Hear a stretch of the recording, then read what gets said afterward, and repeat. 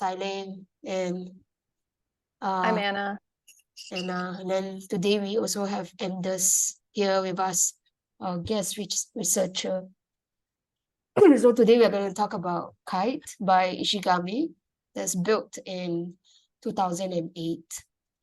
So maybe we explain a bit more about this series. So this is from inspired by our kind of I don't know, spiritual professor. He didn't teach us directly, but some of his lectures influenced us.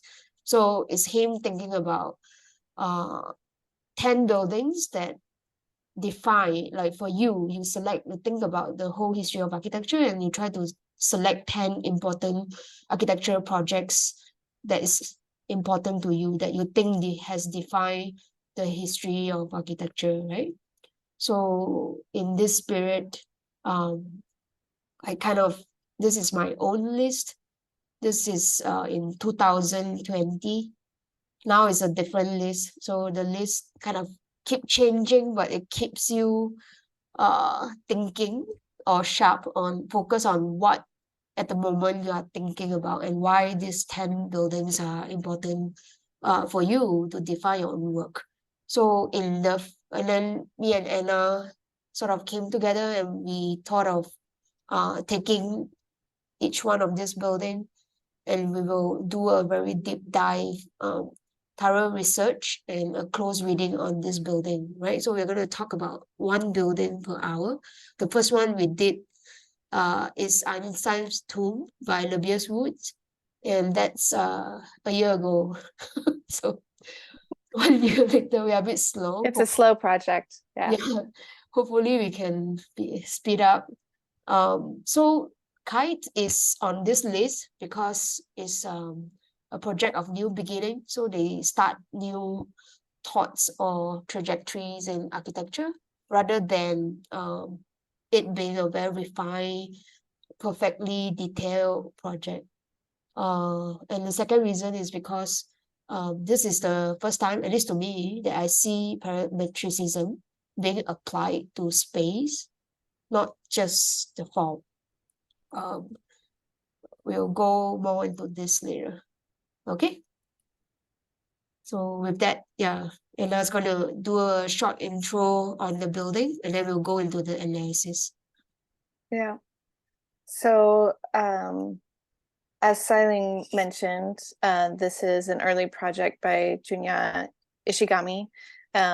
Just say a few words about him. So he was born in Kanagawa, where this building that we're going to talk about is sited actually in 1974. So then he studied in Tokyo, and he also worked for Kazuyo Sejima at Sana for about 4 years, from I think 2000 to 2004.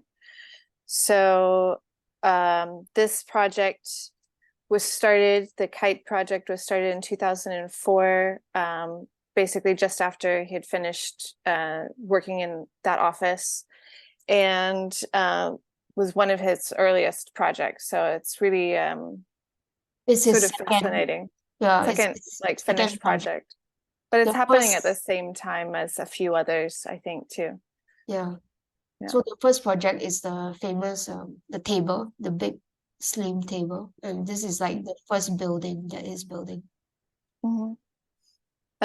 And now since then, Ishigami has like several other really key projects and has been teaching at like Harvard, Princeton, and as we were just talking about, also in Mendrisio in Switzerland.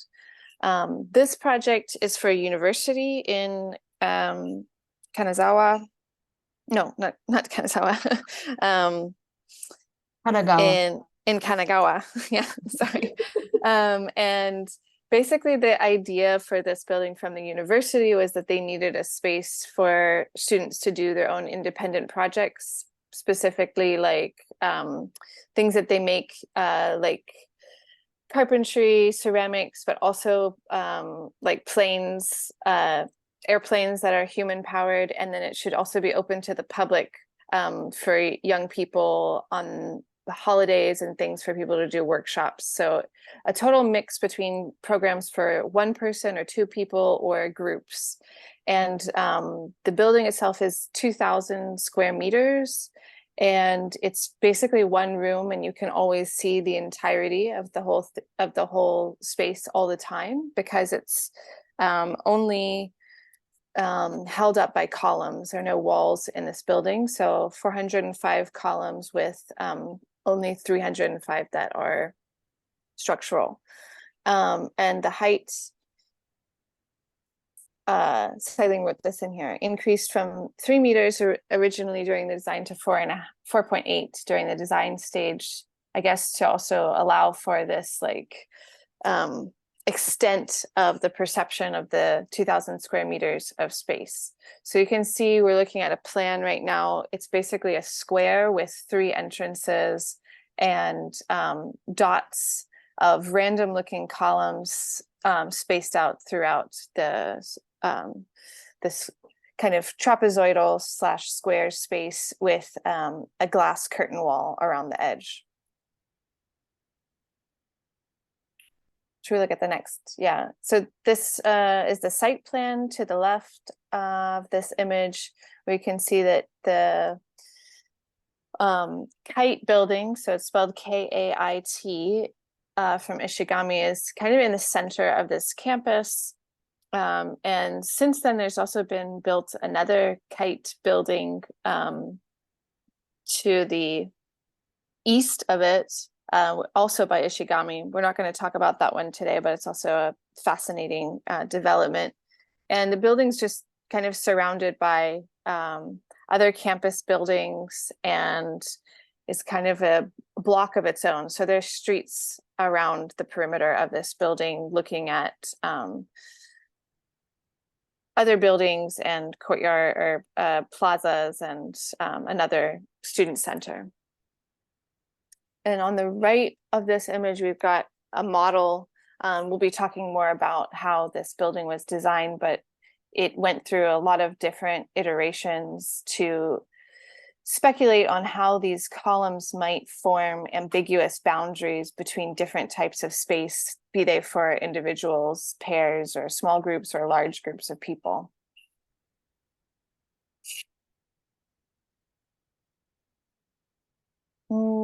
Here's the roof plan and the section and the larger scale section, where we begin to see already in the way that Ishigami is portraying this, that there's a relationship between the building and a type of nature or forest, because he's showing in the larger section the different directionalities of the columns, and they're very thin long columns and some trees behind the space.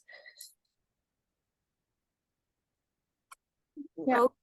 Okay. So he's really interested in building natural spaces, but not replicating nature. So that's a different and we're going to talk about how he tried to make all the rules imperceptible, right? So there's no algorithm or rules. In this drawing, he's likening the columns to a forest, right? So this on the right is just an image of a forest of timber bamboo, right? And then he's comparing it to his own plan. So the way he designed this building is through a lot of physical modeling, and I think halfway through the design process, when he started sending all these plans to the engineer actually wrote a program for him, right? So that they can tweak the column and instantly calculate. So this is the engineer. So this is the program here.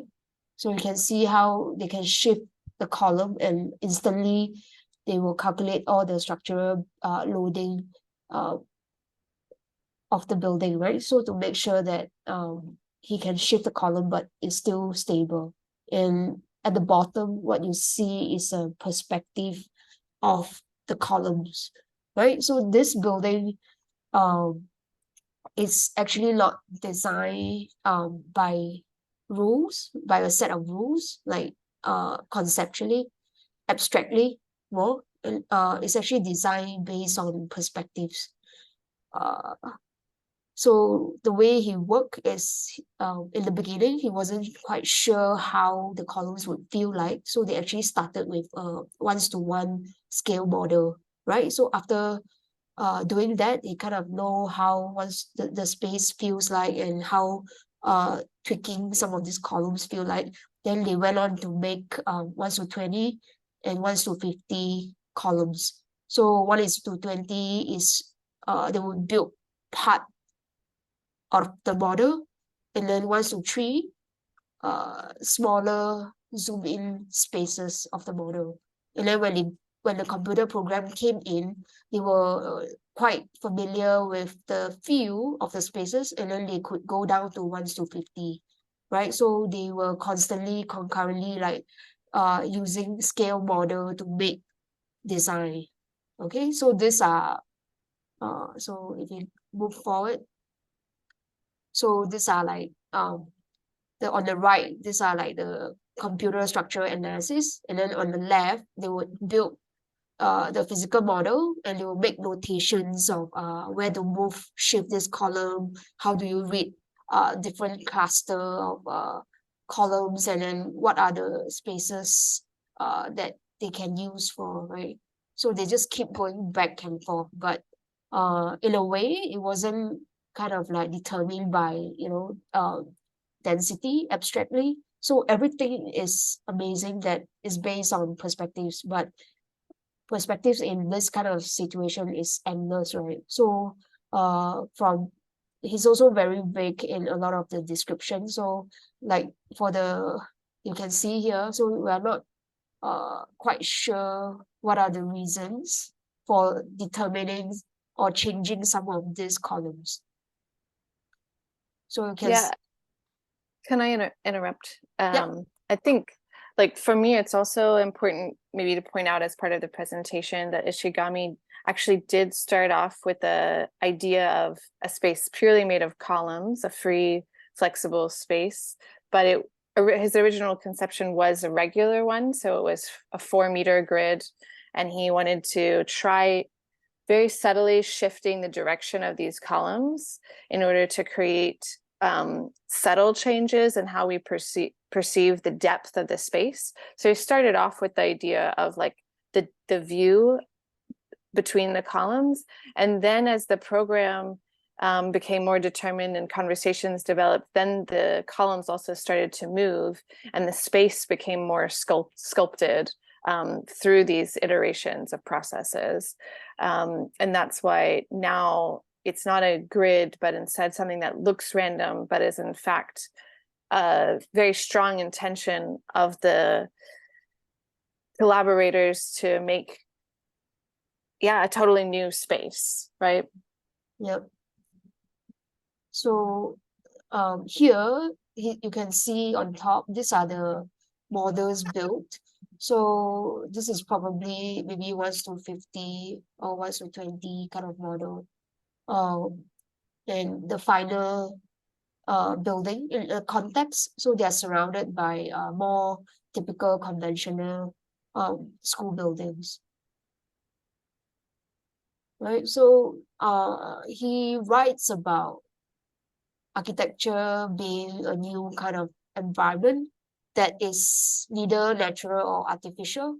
So he's talking about, for example, in the natural environment, you have forest, river, sea, and rain, and nature spaces like that you cannot find in architecture, right? So in architecture, then it's like man-made, and he's trying to make a new kind of natural architecture with a new kind of natural environment, but not really trying to replicate uh forests or mountains or river.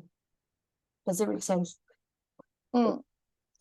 And this piece of text that we're showing here is a longer essay called Freeness in Architecture, which is a kind of manifesto that Ishigami wrote around fundamentals of architecture and his interest to formulate like new and unknown relationships between architecture and society.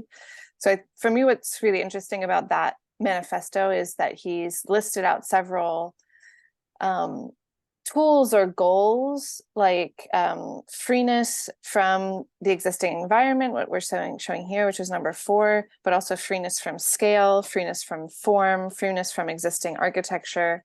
And each of those things in themselves is not actually the concept of the building, or in fact, what happens, it's like once you try to free yourself from those things, then something else unexpected could happen, which is what's new. So rather than trying to define what's new, he ends up defining ways and paths to get to something new. And in particular, related to this idea of like free from existing environment, I think what came out for me was that he starts to break down the relationship of like nature and artificial, that they influence each other mutually, and that the role of the architect is no longer just to like shelter people from the environment or from nature, to displace people from the world in which they live into something that's safe, but instead to connect people between the natural and the artificial. And that's like, I think in itself, something that constantly is negotiated in architecture, but to point out and say like, I'm no longer that interested in sheltering. Like you can also see it in some of his later projects where he draws the wall of a house, but then doesn't put a roof on it. Because there's a garden, then that becomes part of the interior environment. And similarly in this project, there's something about sort of conceiving the space as if it's like, here he writes, I try to think about spaces that are conceived by the natural environment, such as fields and forests.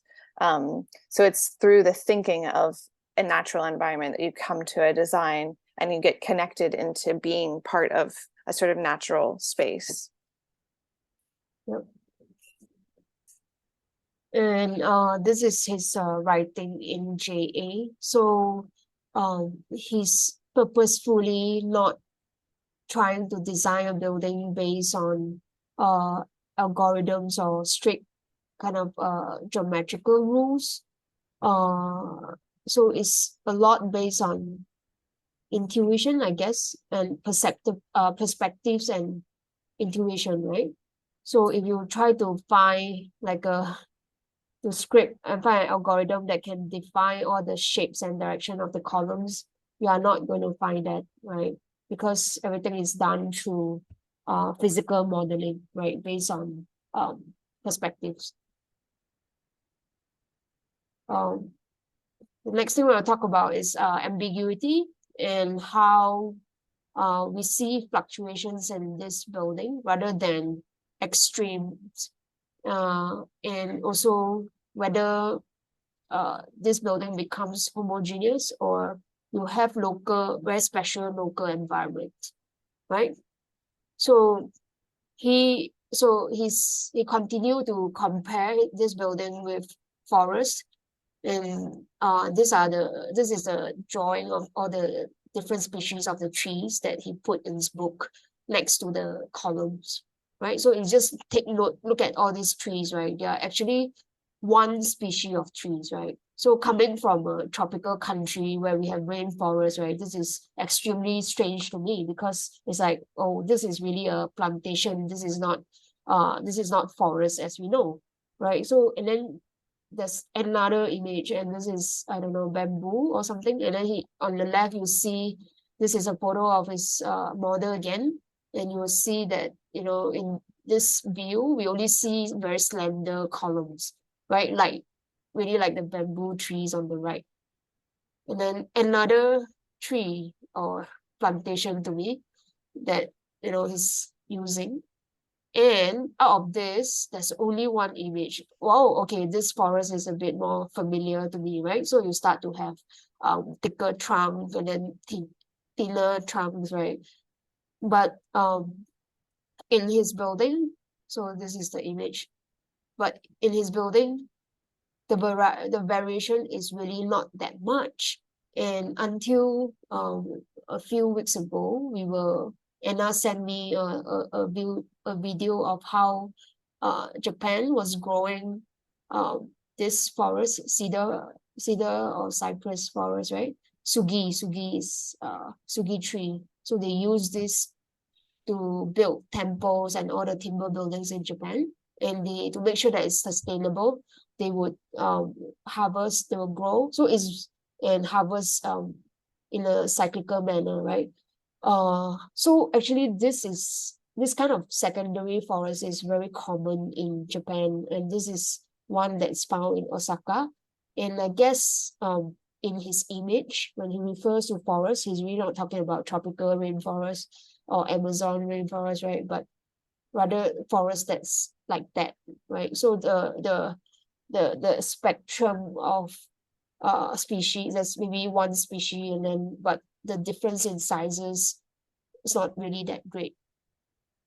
And so this is the section that you saw earlier, and then kind of behind you see the real trees, right? So he drew this section, and on the right, this is the image of the building, right? So later we'll talk about the envelope, but we feel this envelope is kind of harsh.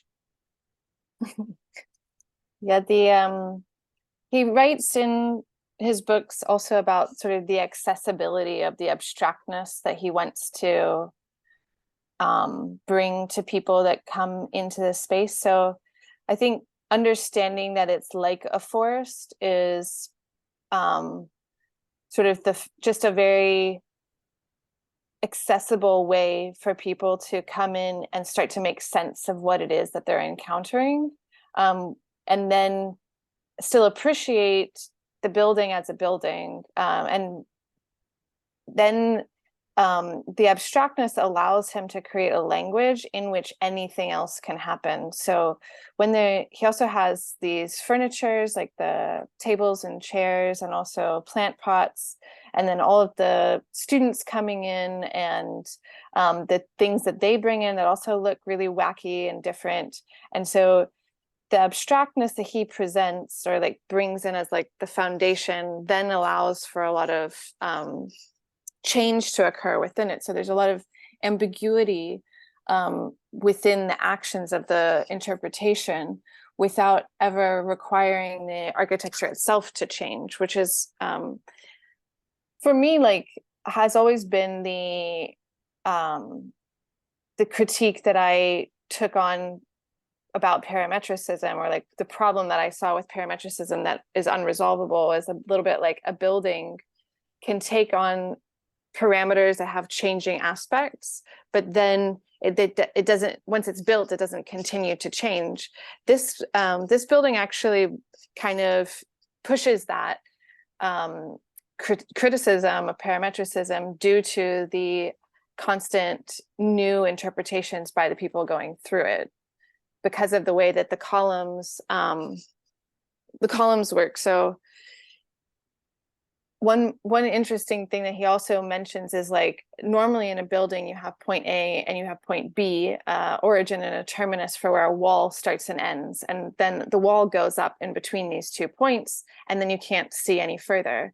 And in this building there are all of these points, but there aren't walls between them, and so the thing that you can't see isn't there, but you have all of these suggestions of spaces that could have boundaries, and the person that's in that space is always left to question for themselves whether they're meant to go through some columns or whether the columns are actually connected to each other. Yep. So here we are going to look at the occupation of the spaces. And this drawing is actually a survey drawing. So it's not how they plan for the building to be used, right? But this is like survey on July 15, 2010, right? And then he's comparing this to the canopy of the forest, of the trees. And these trees are like occupying spaces, light and air, right? The same way as on this building. This is the planned version, like one of the version that they imagine how the space would be used. Mm.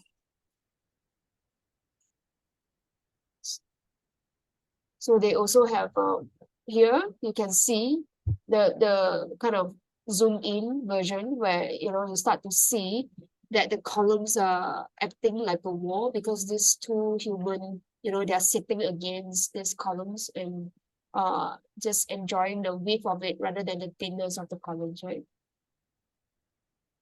So they drew a couple of scenarios. I think on the right you will find the extreme sizes of the columns, right? The really flat and long ones to the ones that are more squares, right? Defining the spaces. And look at the photos, right? So whether we'll go into structure, so you see some columns on the edge and some really flat. And notice the airplanes. So there's one in the foreground there, and then there was also one in the background of that image hanging in the space. They're white, almost the same white as the columns that are throughout the space and the ceiling. So they begin to like blend in with the space at the same time as being a sort of absurd possibility of something so totally different than a building. It's like some humongous birds inside of this forest. Mm. And oh, the reason why they raised the height from 3 meter to 4.8 is because when he was studying like the perspective, right? So imagine this is 4.8 and 3 meters is probably somewhere here. So it wasn't tall enough for them to feel the columns. Like you feel the roof immediately. So after making the big large scale physical model, he decided to raise the roof by 1.8 meters. So again, it's a perspectival decision, and not kind of like a overall planning, abstract kind of decision. I think this picture is really interesting to see just how like not only you see the whole 2,000 square meters, but you're also connected to the outside of the building because of the glass facade all the way around. So you're always seeing past the forest out into the beyond. And each time you turn around in the building, I mean, it's very difficult to show just in photographs, but you can go into Google Street View, or some of you might eventually visit the building and turn it through the space. Every single movement of the head and of the eyes changes just how much of the thickness of the columns you would see, and the building kind of kaleidoscopically opens and closes as you turn within it to create like different types of depth. I think it would be interesting if the trees are not in a surrounding, they are not this kind of trees, but the trees that he showed in his sketches. Then you are kind of confused, right? The artificial and the real trees. Yeah. So this is the first point of his manifesto, where thinking about architecture being free from uniform functions. So one of that's something that, and so not tied to function, which means you don't start designing a building based on function. You don't know what they are, and keeping this ambiguity of program and occupation of the architecture. So like if you do think about a forest, it doesn't tell you what to do there, but at the same time, going into it by seeing like a clearing or a density of trees, you might decide to behave differently in one space or another. And another thing that Ishigami talks about is just the complexity of the systems that we live in today and the speed at which everything is changing, the amount of like digital change that we're kind of constantly being surrounded by, and that there's like infinitely different kinds of values going on, and that the only way to create a new architecture would be to like capture some of this richness between what is like a place where you don't try to control those things, basically. Don't try to control the function, and don't try to control people's use of one space or another. Yep. So here you have the structural drawing by the engineer. So actually there are 305 structural columns. And there are two types of columns. The red color on the bottom left, these are called compression columns, and they take the load of the roof structure. And the blue columns, they take lateral load, like wind load, and earthquake load. Okay, so traditionally in structure, in order to take lateral load, you will have shear walls, and these are very long concrete walls that is so going in the direction of the wind, right? So you will see this usually in the center of the building next to the lift core, or part of the acting as part of the lift core. Okay, so you can see how then the red columns, they are kind of evenly distributed throughout the whole space, because they have to take the load of the roof. So they are slightly deviated from the grid, but not much, right? So in a certain area, you still will find one column, right? Whereas the blue ones, they are a bit more free to be distributed randomly, as long as the sum of the lateral loads add up to be 0. Okay, so like one is taking this direction and this. So as long as they add up, and that has to do with the orientation of the columns. Okay, so so this is very rare and atypical of a building. So especially, if you refer to domino house, the traditional slab and column system. Okay, so to have two types of columns, and each taking a different types of load. And so here on the right is what they are doing is they have the vertical column, the column that's taking the vertical load. So it's under compression, because the roof load together with the snow load is kind of pushing down on the column. So there's a footing, it's connected to the ground, right? So in order for this column not to be engaged in any lateral loading capacity, the joint to the roof beam has to be a pin joint, which means it's free to kind of move laterally, right? So this column will not be, if it's a fixed joint, then it will start to bend, right, vertically. And then the tension columns, right, on the other hand, what they do is they are taking wind load and earthquake load, which is horizontal load. So in order to do this, they have to pre-tension the load. What does it mean? It means they first dig a little hole in the ground, so that this column is inserted, can slot into the ground a little bit, and they would load the roof with the snow load, right? So they added some weight to simulate the snow in the winter. So that's the extra load, right? And this vertical tension column is actually welded to the beam above, right? So it's kind of above, and then once they do that, they take off the snow load, right? So the whole roof is going to be, instead of bending, it goes back straight, right? So this column kind of Bounces back up. Yeah, bounces, yeah, right? So this is the two types of columns that you have here, and you can see on the left, this is the diagram that is trying to explain this, what I just explained here. Okay, if you have question, you can just ask. Okay, so this is a detail of the joint. So the top, that's the compression column. So it's kind of welded, how it's joined to the ground, right?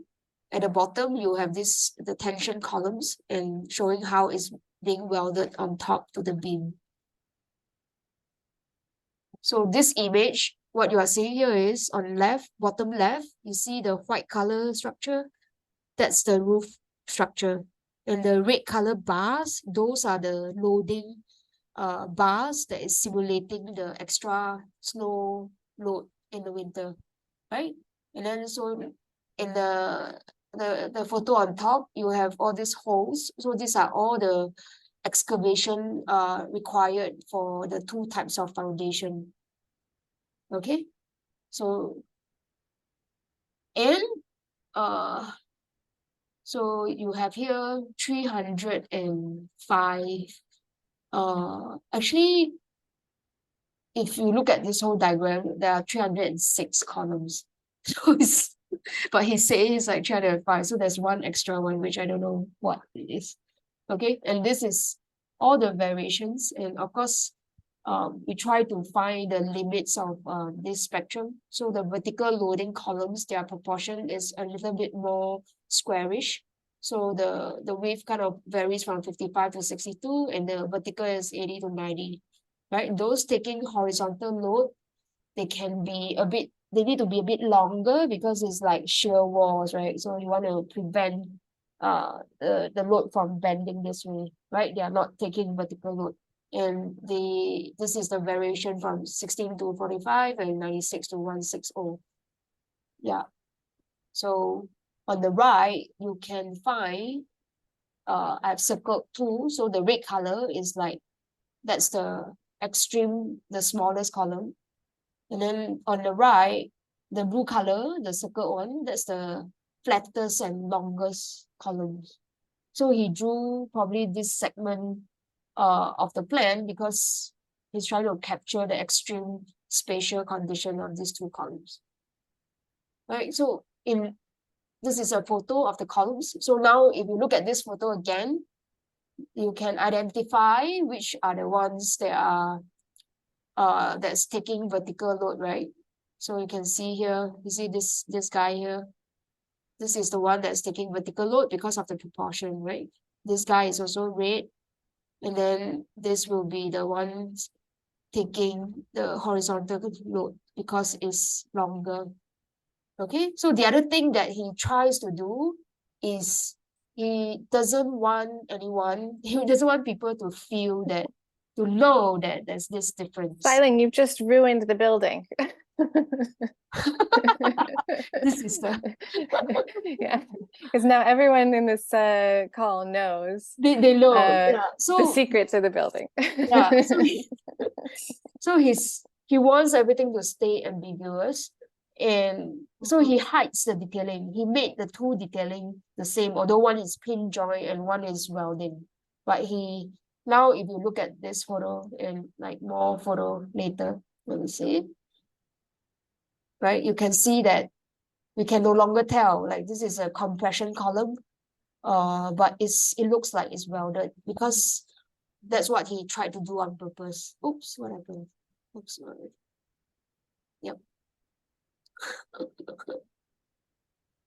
Okay, so now you cannot unsee. When you go, you're gonna know, oh, this is a compression column and this is a okay.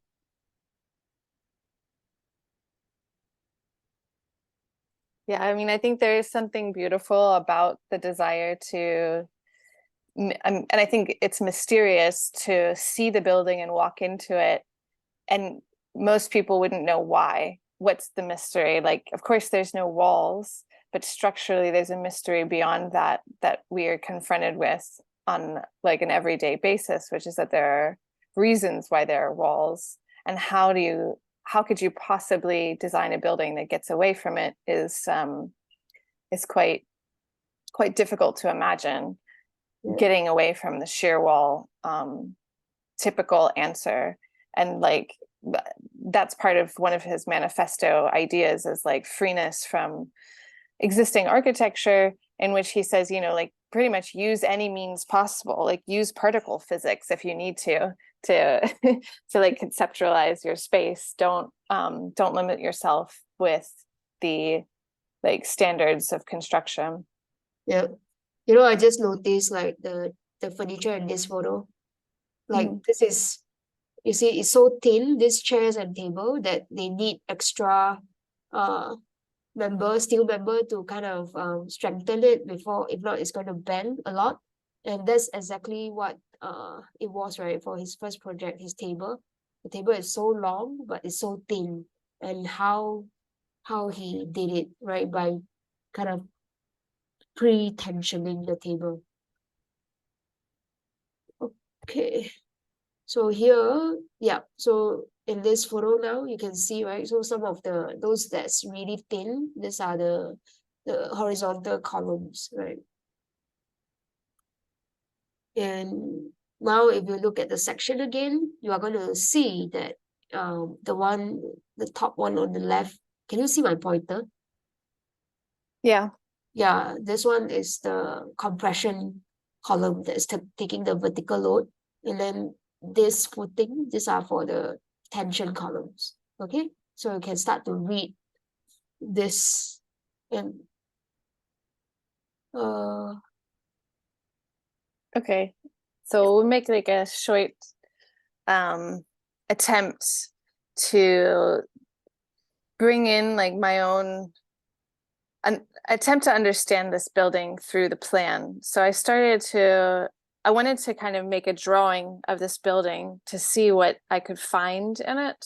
Lyng and I had been talking about the density of the columns and how we felt like it's still quite homogeneous. Like you could be even more radical about the placement of these columns, or there just seemed like also this statements by Ishigami that he tried to make entrance-like spaces or office-like spaces by putting the columns where they were. So I wanted to try to make a drawing and also to understand the edge condition of this building, which we've said is glass, but it's also like reinforced at very regular intervals, probably just over a meter apart. There are these structural glass members along the entire flat boundary.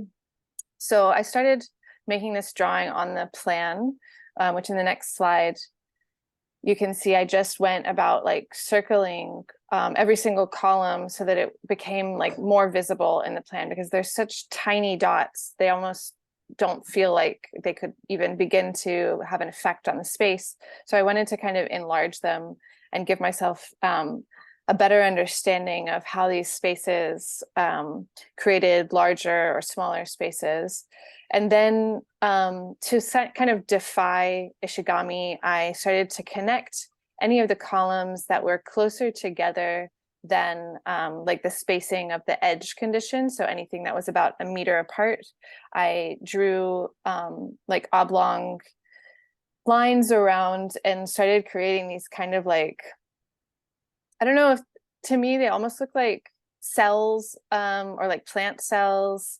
And then going from there, trying to understand, okay, if from that set, I had to continue to create borders or boundaries, what sort of spaces would emerge. And this is the very strange plan that came out of tracing Ishigami's work, which almost looks like, I don't know, like geographic or like topographic spaces, but very irregular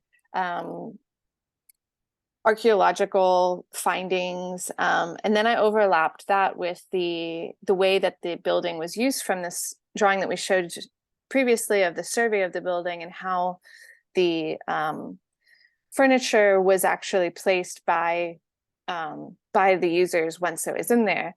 And it was a bit like eye-opening that no matter what I would do in the plan, the use case, like without looking at how people put the furniture, it never seemed to actually correlate. Like the plan interpretation is not the same as the like firsthand perceptual interpretation. So if you go to the next slide. I said, okay, well, I'll take back out those walls and add the boundary, because I think even though we'll talk a little bit more about the edge condition on this project, this boundary is, as on the walls as well as on the roof, kind of is questionable as far as like how the space is conceived. Like, is it actually a boundary because it's so regular, because it's doesn't seem to have its own set of like natural logic. Instead, it's got some sort of geometric logic that one would expect from a totally different building. If you go to the last plan, Lyng.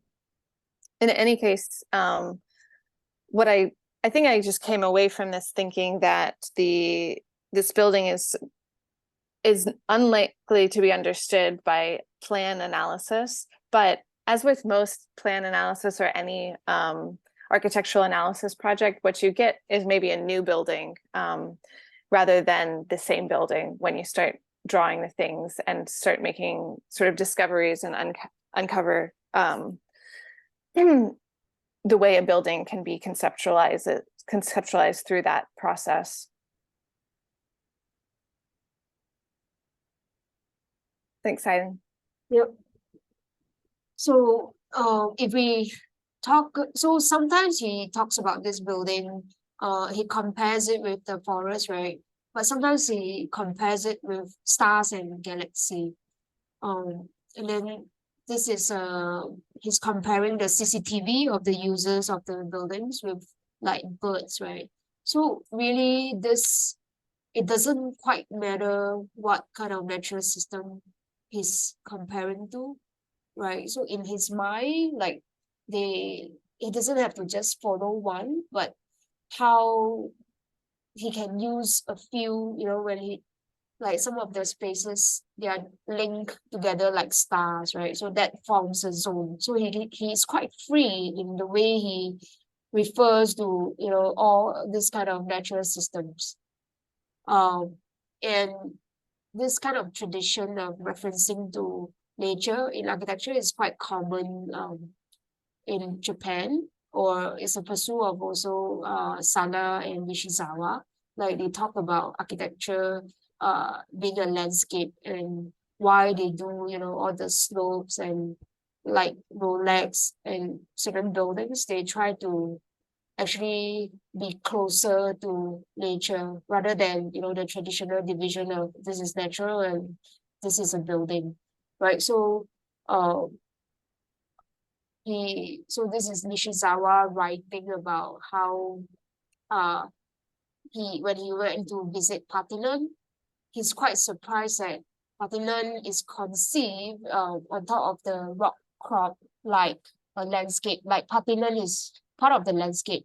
Parthenon is not actually sitting on top of the hill. So that's something that I don't know, or maybe it's him reading the Greek architecture, right?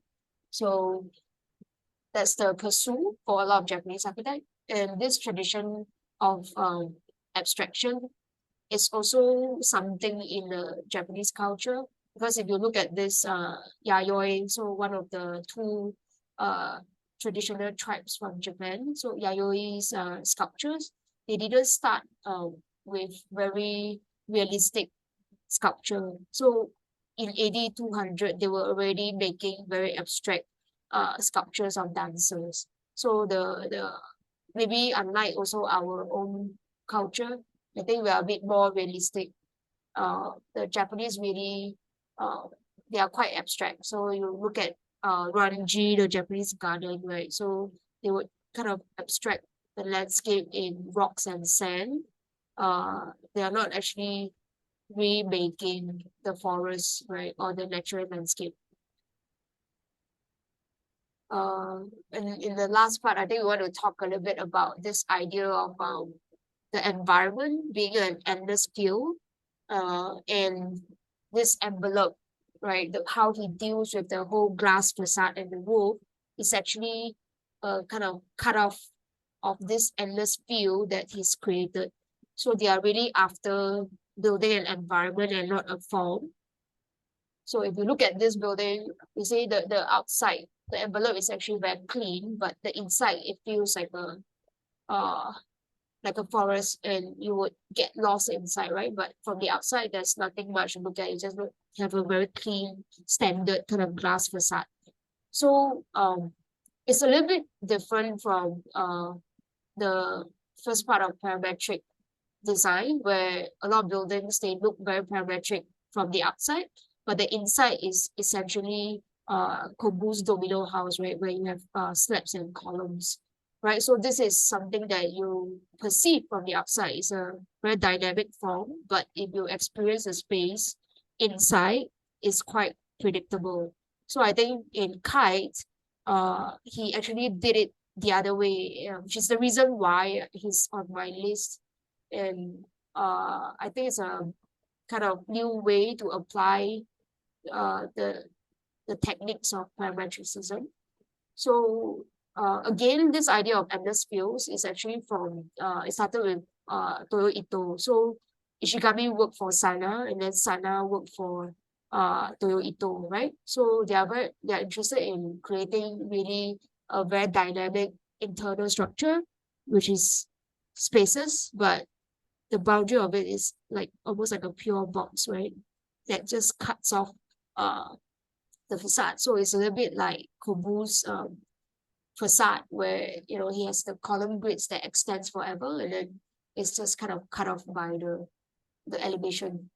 So the inversion of this application of parametric design, right? So we're not going after form, but they're going after an endless view of environment, and the box is the cutoff.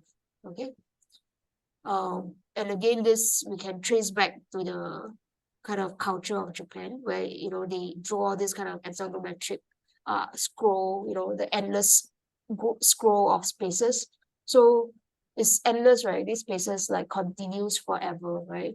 So in one of the earliest Sana project, this is what they were trying to do for a museum, right? So the way you see they draw it is this. So it's just that this view is more rectilinear, but actually the whole lineage of Ito, Sana, and Ishigami, they are kind of after the same thing.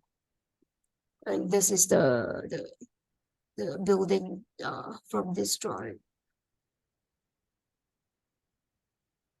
Yep.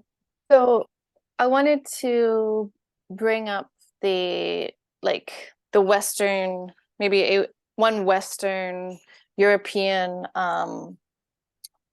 reference that relates to the way that this building's been conceptualized somehow, and also to this idea of the endless fields, the sort of experimental architectures, so to say, of Constant Neuenhuis, called the New Babylon series, which you can see some sketches of like a sort of infrastructural space in which many different activities happening, like partially held up by tension cables and poles inserted into the ground, so a free floating kind of atmosphere. Constant was working out of the tradition, or out of the movement of the Situationist International, and started this project of New Babylon around 1959 and worked on it until 1974. And then we've got kind of a similar project by Cedric Price called the Fun Palace, which was developed together with the theater director Joan Littlewood, also 1959 to 1961, in which a set of trusses, huge infrastructural space is implemented into a landscape, and then onto which smaller buildings and circulation means can be hung into or built off of. So you have like a large vertical structure that's already there, and then individuals can go about creating freeform structures inside of that.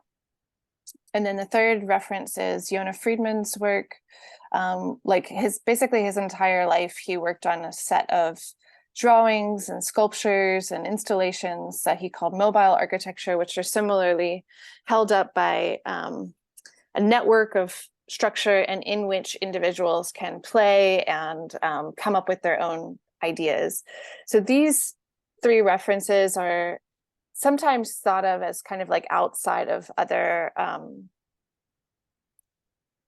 like hegemonic ideas around power in representational architecture. Like you might find when you look back at architectural history, then you'll find museums and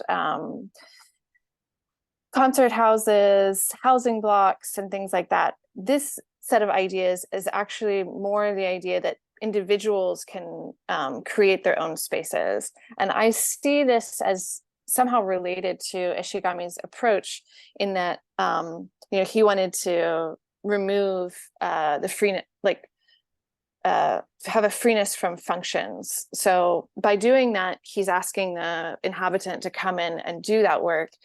And in the Western tradition or Western architectural ideas, this is kind of almost an anarchist approach because it's something that is skeptical of power, it's skeptical of hierarchy, and tries to support or nurture voluntary and free associations. So that's like, when by choosing the idea of creating like a column structure that has no other walls and has no hierarchy, I feel like in this project Ishigami has like produced a new architecture similar to and actually built something that was being attempted to be proposed by several other architects of the 60s, and has a sort of political implication of this sort of free association without hierarchy. And just through his manifesto and looking for freeness, I kind of wonder what that would be. And at the same time, it's all very like formal approach. So in the next slide that we have, I just kind of have a rhetorical question about like, well, is this freedom, does it actually move into a political or social freedom by claiming all of these goals of freeness from scale, form, architecture, or the environment? Or could there also be like architectural and social freedoms that are pursued through feminist thinkers or intersectional thinkers or anti-racist thinkers like Jane Jacobs, Sylvia Federici, Ina Pretorius, or Audre Lorde are some of the people that came to mind as I am thinking about, other ways to free architecture and move into new relationships between architecture and society. So this is, just a rhetorical question out there about which tools we use and what ends they might achieve. Sometimes we don't know, as I pointed out earlier, and it's about finding ways to transform the world without necessarily knowing where it will go.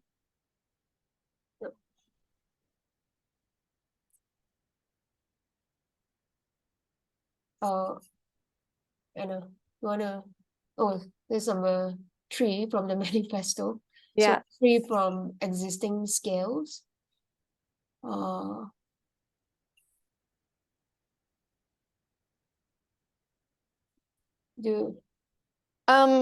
In that text, for me, like when I reread it yesterday, the thing that like really popped out about the freeness from existing scales is that he wants to move beyond the city. He wants to go beyond the idea of like the skyscraper or the building and into actually the extents of human awareness.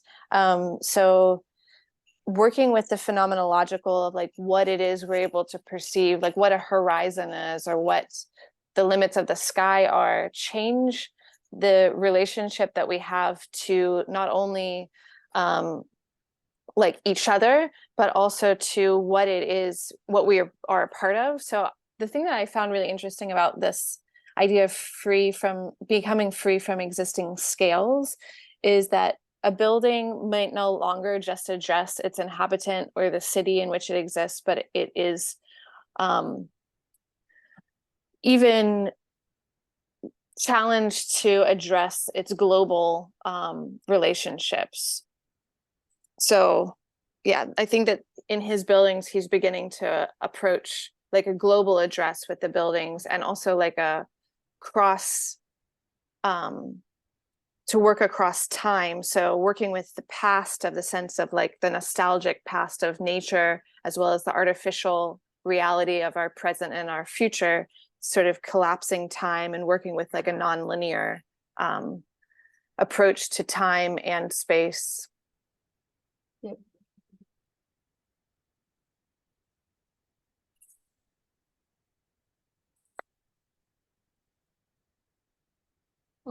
Yeah, the last one, I think we just want to look at the facade here. So we find it quite, I don't know, they could have done this facade without the glass mullion, because maybe the facade was supposed to be there, supposed to disappear, but when you are at the edge of the building, you start to feel that this glass wall is like a wall, right, with all this closely spaced glass mullions. Especially when you look at that from the side, right? Frontal view is still okay. And if we think about envelope, the roof is also kind of part of the envelope. It's also very strange. That he decided to do a linear strip of skylight instead of, he could have maybe randomized like some of the rectangles, right, the boxes, to kind of maybe make it more like a organic shape. But in this building, the skylight is actually linear strips. So if you look up, I don't know, it feels like but do you actually look up in this building, or it's like a lot of the design is based on eye level kind of perspectives? So this is the skylight, right, in strips this way. So far, I don't know, we haven't found any uh article or information on him talking about why he chose to make the skylight this way. And this is the roof plan. So you have a regular structure grid, and when the columns deviate from the grid, they have extra um beams to kind of connect it to the columns. Yep. And now we have Anders sharing with us his analysis on closeness. Can you hear me? Yep. Okay, great. Yeah, so just want to share something that I did during my thesis a few years ago, and it was really a study of how, why do you study what is really being represented, what is trying to be expressed in this building in terms of the closeness of the columns. And what we did was really, we just took this column plan of KAIT as well as the grid of the roof. And for every cell we studied, okay, what's the closest column, and then what's the distance to all these columns that are around it. So we did an average, and then when you do that, you start to get a map of this density that Ishigami is trying to express in this building. And the darker areas that you see are the areas that are, the columns are really far away. Areas that are really green are areas where the columns are really close. And you start to see this variety of different densities of columns in this whole space. There's really also, there's no idea of a pattern of like where these densities are, whether how do you organize them. It almost seems to be really random. I think that also calls to what Shigami is trying to do. Is there's really no script that's really happening. It's really just him placing things according to his perspective. And I think this density and the linkages between these columns really start to come out with more when you start to contour all these densities together. And you start to see that these zones, they're also not very well defined, and they sort of flow from one space to the other. So this is the sort of very short analysis of the closeness of these columns. There may be even more to discover when we start to zoom in and we start to talk about what happens when we start to consider these alignments of the columns, the orientations, right? How do they change together with this closeness of the space. Yeah, so this is the map that we have. So I think I moved it. In the end, how many zones are there? 3, 4? More than you can count properly. Yeah. So it's not very extreme, right? Like, so yeah. You mean levels?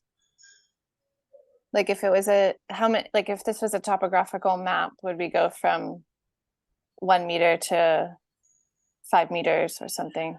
Yeah. Hmm. It looks like, yeah, 1, 2, 3, 4, 5. So how you want to scale it also. Yeah, that's why. That's why if he's thinking about spectrum and all these limits, right? Or, if this person is from some rainforest area, then maybe you have 50. I'm gonna have some areas that's like with really, really dense columns. So I don't know. I wonder if this map was inverted, it would also describe the energy flows. Like the darker spaces are where more people can gather. Yeah. Right? So in the lighter spaces where it's green are actually spaces that are, I mean, it's difficult because people also tend to like to hide between the columns. They like to lean on them and they end up interacting in more intimate ways in the higher altitude spaces rather than the lower altitude spaces, so to speak. So I wonder what the metaphor would be for the sort of energy, or is it a topography map or is it an energy map? When you start to work with these density algorithms. Yeah. I just wonder like whether because they kind of move the furniture in and then it will start to become permanent, right? Or like with the airplane that's in the ceiling, right? It starts to be a bit more fixed and they cannot fluctuate so much, right? And whether they clear out occasionally so that you can reoccupy again in a completely different way. Yeah. I mean, I kind of have a sympathy for this space compared to our where Lyng and I studied together at Cooper Union. We had a humongous studio space for around 120 students to be together in one large room. And at the end of each year, we cleared that space out. And then we had to like come back and have a sort of run for the desks at the beginning of the year to determine who got to sit where according to each year. I don't think it would like harm the space to do that to it here either. And like, I guess it's also amazing to point out, if anyone looks again at the plans, you'll see that there's not a toilet in this space, right? There's actually no fixed structures. There really aren't any walls, not even for basic needs. It's like it's exempt from so many of the like necessities that are put onto most buildings. There's also a pathway for a car to be able to drive through this building. So it really has a different life than the environments we experience most of the time. Yep. Thanks, Anders, for this nice drawing. Maybe there are questions or other people want to say what they like, if they had thoughts or felt inspired by what was going on that we were talking about. We can skip around in the slides, or if anyone wants to talk about their experience with the building, either with us in presentation or if they've been there personally. Hi, can you hear me? Yep. Yeah. Yeah, I have a question with regards to, because I mean I'm very aware of Ishigami's like manifesto, his idea of, the scale of the building and everything, and we've seen that with the freedom of scale, and we've seen that in some of his other works, that restaurant, that earth with the building of the earth, and then kind of like, integrating the landscape with the architecture to create this kind of boundlessness to the architecture. But I'm curious with this KAIT building, maybe there is a kind of limit or a kind of disadvantage to having a manifesto like that, because when you add in the glass to kind of create that kind of like transparency, that kind of blending with the environment, it also becomes a kind of it can also become a practical issue, because from my friend's discussion, glass isn't exactly the best, what you call it, remover of heat. It will actually store a lot of heat and it becomes very hot inside the building. And we've seen how in Japan recently that heat waves is becoming a big issue.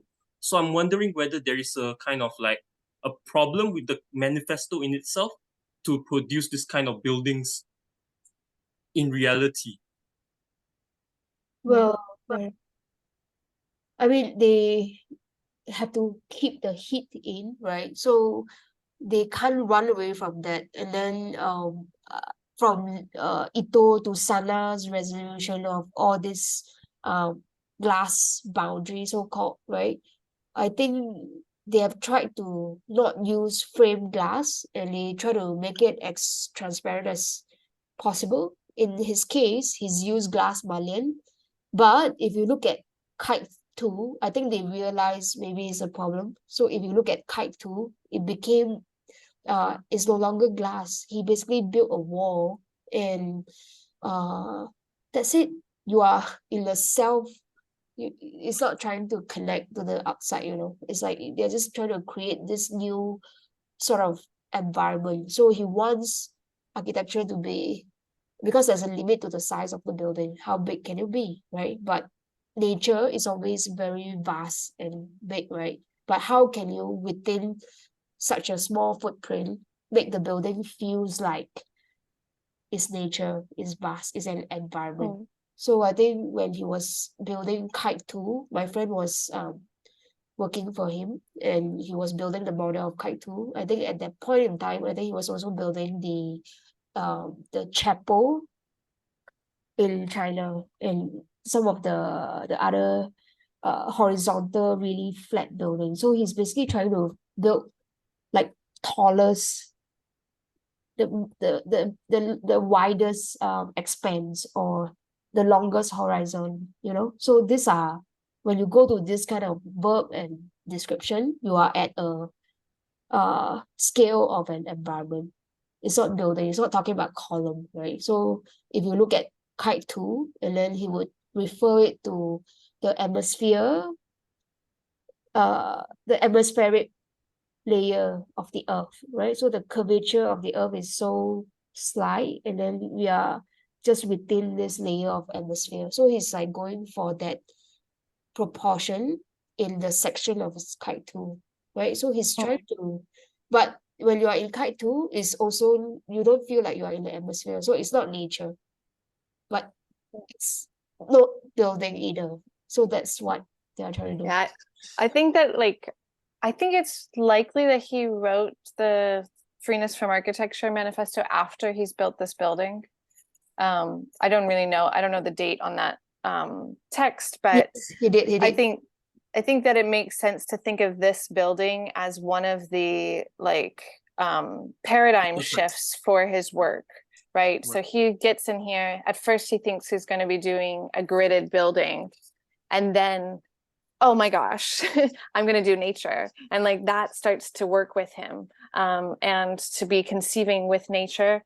And at the same time, I don't think he's trying to solve all of the problems that we as architects are normally trying to get to grips with, like the problem of shading that you're mentioning, or overheating. I don't think that it was necessarily part of what he was taking into account in the brief of this building, and there are so many other things that he also was not taking into account. As I mentioned, there aren't even toilets in the building, so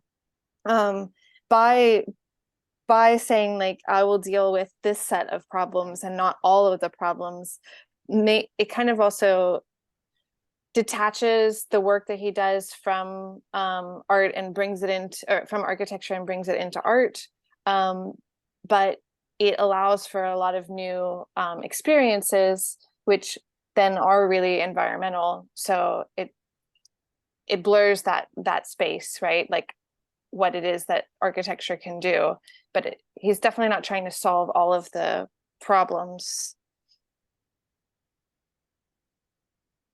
This is so you see KAIT 1 on the left and KAIT 2 on the right. Right.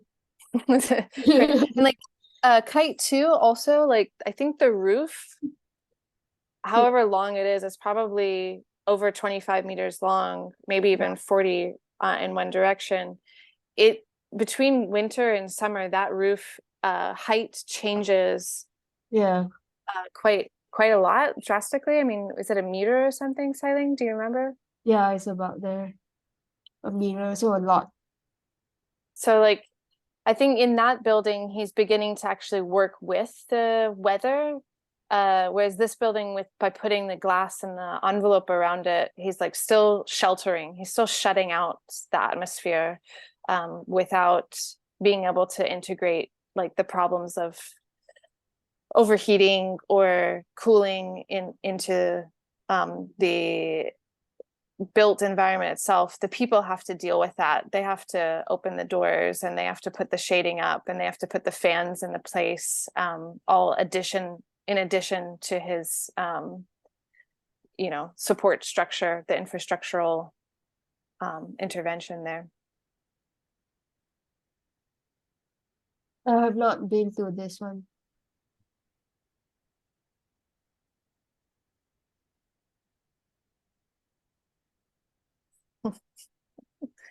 KAIT 2 is a pretty weird project. Yeah, so you have no view outside. It's really, really low. So it's the same proportion of this Earth atmosphere. So this is a joint between the wall and the roof. You see some tension. Right, so they have to. This one maybe we'll do another one day. They have to like one of the in a few things years. is to join all these metal sheets, right? Yeah. Together. And then the second one is so there's no glass on the roof. So rain comes in and what do you do? How do you detail this floor, right? Do you want the water to kind of to have puddles or they drain off right away? Right. So all this is conceptual. All right.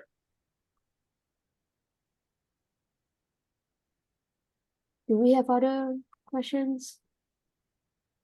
I think there's a question on the chat. Don't worry. You can't perceive the difference in dimensions that well in person. It will still be magical. Yes, I'm sure. Thank you for the talk. Is there any other questions? Oh, sorry. In its relationship to use and to nature, the project has allowed me to think about the plan and architecture, as in conceiving the plan, whose plan, what plan. Is that a part of the open-endedness of this work, do you think? You mentioned anarchic approaches also to God. Ella.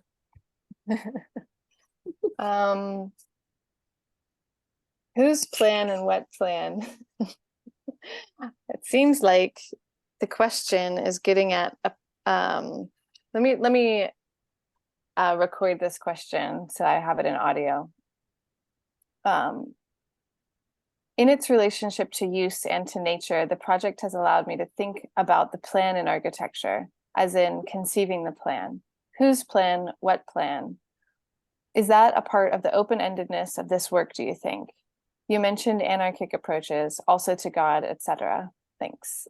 So I think the question is if this is a challenge to fatalism, like, can architecture have a plan for people? Can architecture have a plan the way that God's plan might be laid out or cannot be known? Is there a plan? for that would be manifested in the environment? Or is it important for architecture to perhaps take on a challenge to the idea of planning at all as a way to challenge fatalism? So I think this is difficult in relationship to Ishigami because he likes to take on these natural ideas and pretend he's God a little bit. I think that I find his approach to weather to be a little bit like this, that it's like by creating objects that are projecting themselves as weather, projecting themselves at the scale of the planet, that there's a sort of also disengagement from politics and from the problems of human creation. I don't know if Lyng, if you think about these things, but it's like, for me, Ishigami doesn't seem to have like he's doing newness as a way to almost be part of the ensuing diversity and richness in his view of like upcoming challenges of just chaos that we live in. Like he's just trying to reflect the chaos of what's around him, like channel the chaos of our current times, rather than perhaps pushing against the chaos or making sense of the chaos, or maybe pursuing the chaos and channeling the chaos is a way to make sense of it. I don't know if there's a clear interpretation of whether how his politics like plays out in that. I think that's probably also what makes it mysterious in what can be done in his buildings. Yeah, I don't know. Lyng, do you have any access point to that?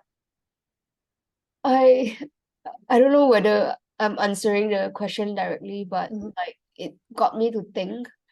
Basically, KAIT is surprisingly, I mean, it's very different. It's the opposite of how I would design KAIT. Right, so like I'm the plan person and I need rules and I need all this geometrical algorithms, right? But I'm so surprised that he designed everything from perspectives. And which perspectives, right? In a way, like where? Because there are so many perspectives like in this kind of open field, right?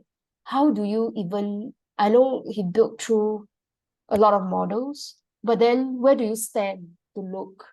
How do you make the decision that this column is not right and let's rotate by 5 degrees, right? So yeah, so the whole thing kind of makes me very uncomfy. And then we analyze this year after year in school, right? And it's like asking the students to find rules and they won't looking that they won't, right? But but maybe we will find something like what Anders found, right? Like maybe that's more the way I can imagine architecture.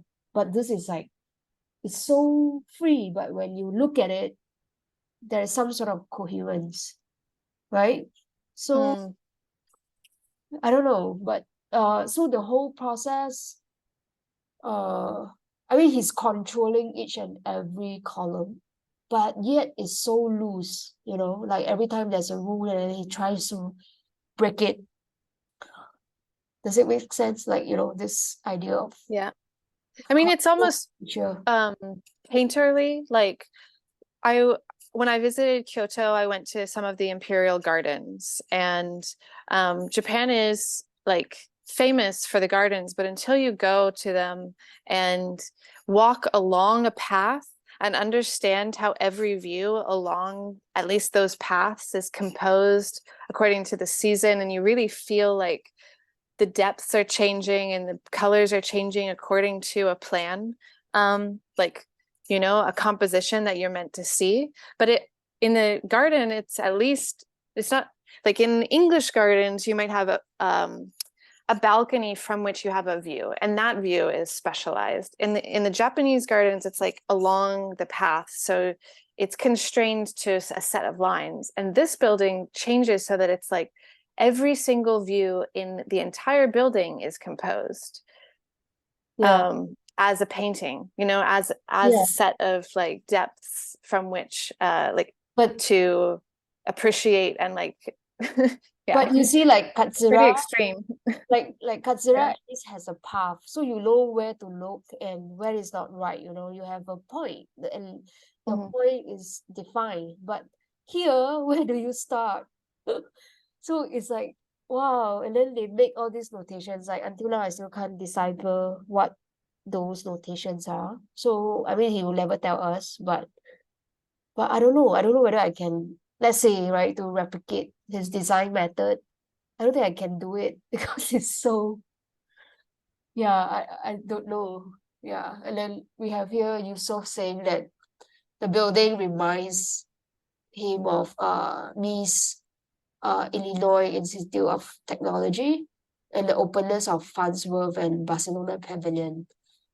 Can we change the image to a KAIT image? Yeah.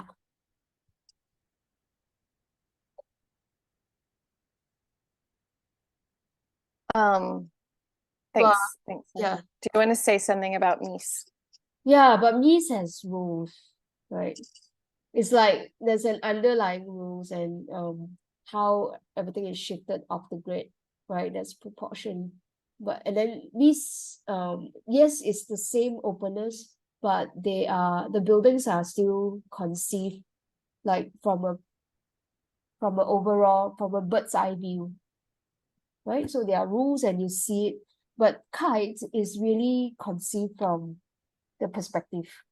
And maybe, I don't know, maybe the first few buildings, except those that you mentioned, the Japanese garden, right? I think very few buildings are conceived from perspective. Yeah. I think that for me, the building that is most like Mies's, for me, this building is most like the Neue Nationalgalerie in Berlin. If you were going to talk about Mies, because in that that building, it's basically one roof and 8 columns. Yeah. And Mies creates this slab of a roof. It's quite thick and pre-cambers it so that so it's like bent upwards so that when it sits on these 8 columns and it settles, then it becomes straight.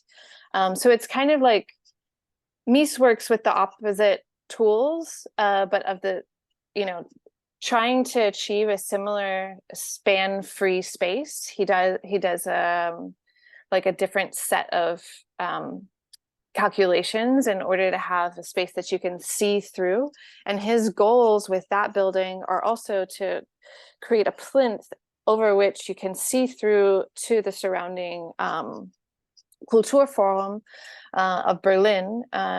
So you can see a church and other like significant institutions of the city that are being built up at the time, and to basically create this idea of like connection to the city. Whereas, you know, Ishigami is not really trying to necessarily create a connection to the city by opening up the outside. He's just trying to create like connection between the outside and inside. Anything could be going outside, on outside for Ishigami. I think it's actually quite like an autonomous action here. Like, there's no real appraisal of the site in this work, whereas Mies is a site-based architect. The reason why he pulls the plinth up in Berlin and opens the walls is for the sake of opening to the specificities of Berlin. So I think there's like also this difference of like, when you look at Mies's work, in at least some of his buildings, it is about responding to a site. And I think this work is quite autonomous from the surroundings. Okay, we've got another comment. CC, it was mentioned that the designs and thinking were executed in perspectives. Do you think that there would be other insights if the analysis were also performed in that fashion? Do you think that there would be any merit in doing the analysis that Anders did from a parallel or linear perspective? Anders, what do you think? I think definitely yes, but I think at the end of the day, what you end up is really just another analysis of the current state, but may not give you what exact, like why or how Ishigami related this, because just looking at the presentation and just looking at what we have said today, I think one thing I might have realized is that maybe we have been looking to try and find some sort of a single rule set in this, or single strategy as to how to construct this, but maybe there are a few coming together, because like the idea of a forest, I think he presented, there were some images of like different forests, and then the final image of one of those forests was that there are a lot of different kinds of trees, and I think also different layers of different kinds of plants that are going on. So maybe that's what's also going on here. There are multiple sets of different rules coming together and forming this set, this organization of columns that we have. So I think that's kind of why nobody has really been able to find the structure to it, because it's just everything going on at once, and this is what you end up with. Yeah.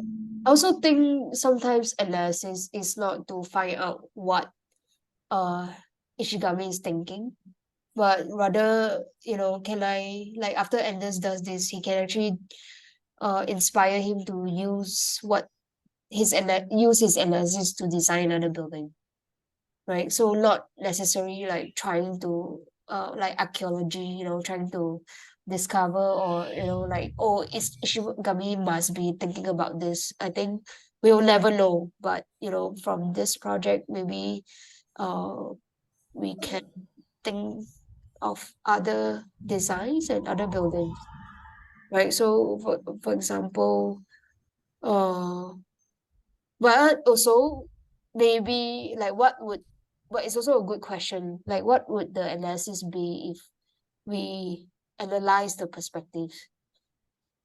Mm. But I think it's the same difficulty that I have. I'll be like, which perspective? Where do I look? From the entrances, from the 3 entrances? And then, right, so how many points?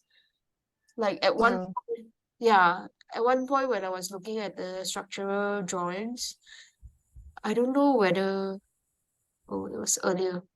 I don't know whether those, because they were lines, right? At first I thought those were these ones.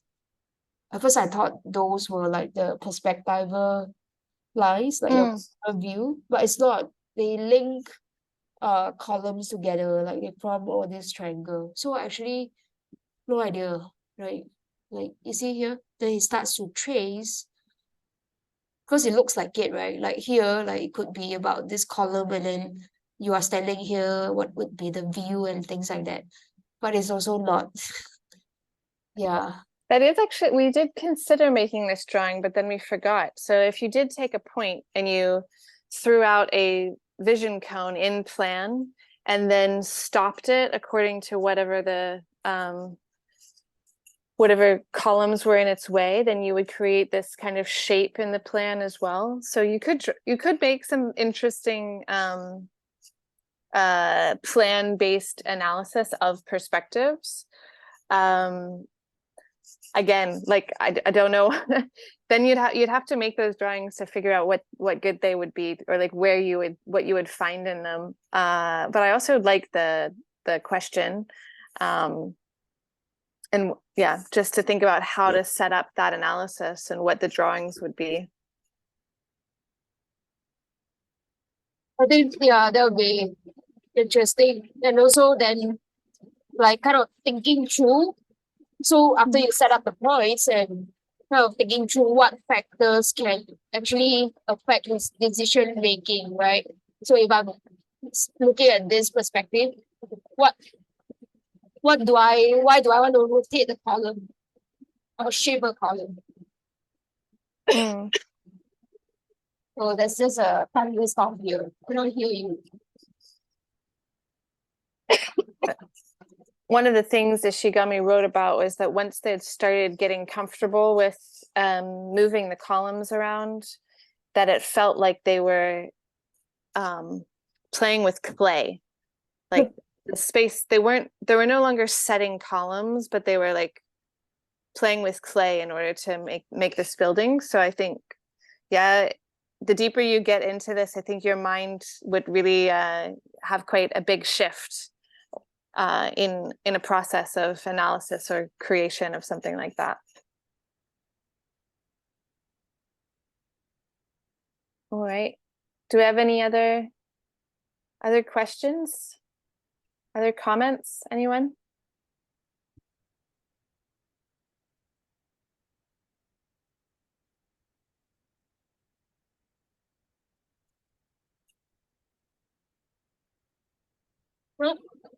No. Maybe we wrap it up. Okay. What do you think, Lyng? Do you have any concluding remarks? No, unless Yeah. No. no. All right. Yeah. All right. It was nice to discuss with you guys. Thanks for everyone showing up. Thank you. What? See you 1 year later for the third one.